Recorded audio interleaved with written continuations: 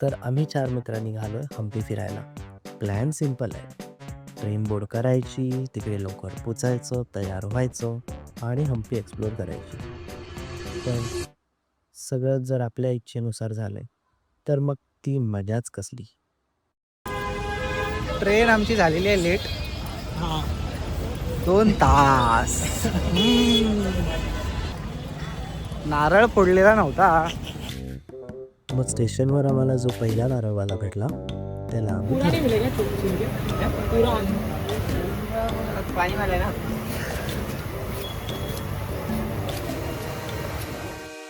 मग आमची ट्रेन आल्यावरती आम्ही ट्रेनमध्ये बसलो आणि सुंदर नजारे बघत मजा मस्ती करत आम्ही फायनली हंपीला पोचलो.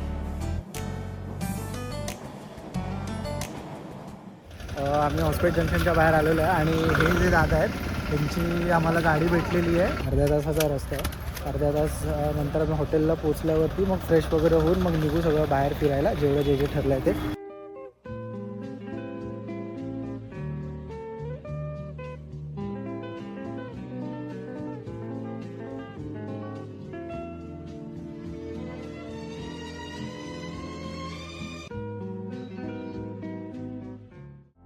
सुरुवात थोडी गडबडली, पण हंपीची खरी सुरुवात विरूपाक्ष मंदिरापासूनच झाली.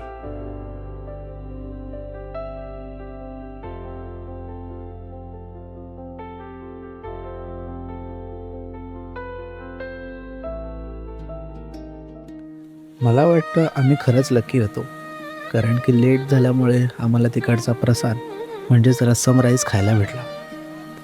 जेवण साधंच होतं, पण इकडे खाल्ल्यावरती ती एक वेगळीच फिलिंग होते. ती असते ना. जाऊ द्या, तुम्ही जेव्हा याल हंपीला तेव्हा तुम्ही स्वतःहूनच एक्सपिरियन्स करा. हे काही शब्दात सांगण्यासारखं नाही आहे.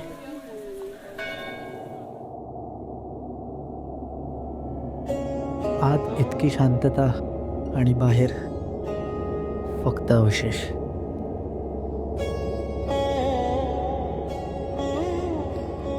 आणि हे सगळं पाहताना असं वाटतं की इकडे कधी काळी काहीतरी खरंच खूप मोठं होतं.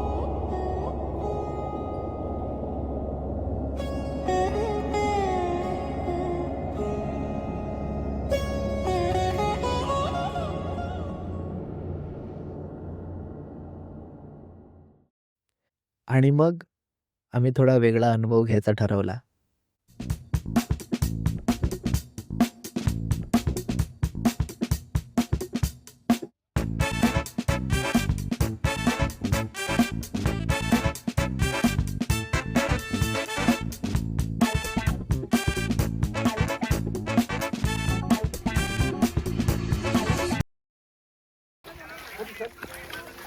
चला आता राईड करायला चाललोय.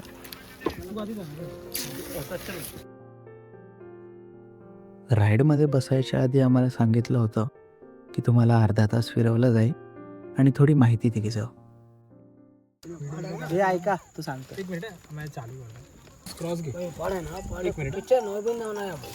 ಗುರುಗಳು ಸಮಾಧಿ અને પડક પીછે ಈ પડે ને પડક પીछे મંદિરକୁ गुरुजी जीवतना समाधि है ऐसा चिंतामणि है ना चिंतामणि राम लक्ष्मण है ना मैं रेड जाने है ना ऐसा ऊपर में ऐसा रेड जाने में राम लक्ष्मण को जीवंत समाधि है. ओके ऐसा बेरू दुर्गा मंदिर को ऐसा कंप सरोवर में ऐसा अंजनाद्री बेट है इन्हें किसी को पर्वत है भाई रावण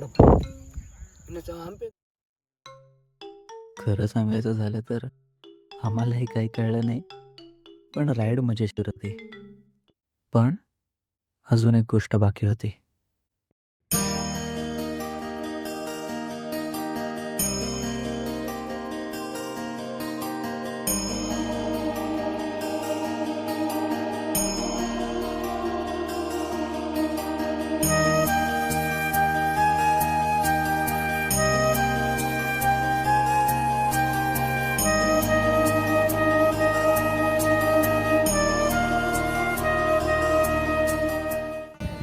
या 550 पेक्षा जास्त पायऱ्या चढताना एक प्रश्न मनात येत होताच की हे सगळं वर्थ असेल का?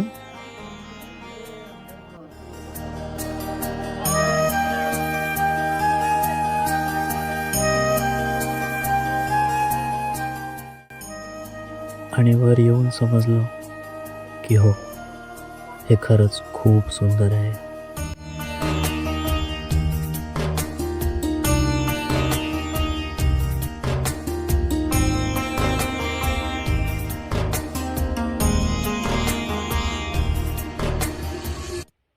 पण हम्पी अजून संपलं नव्हतं.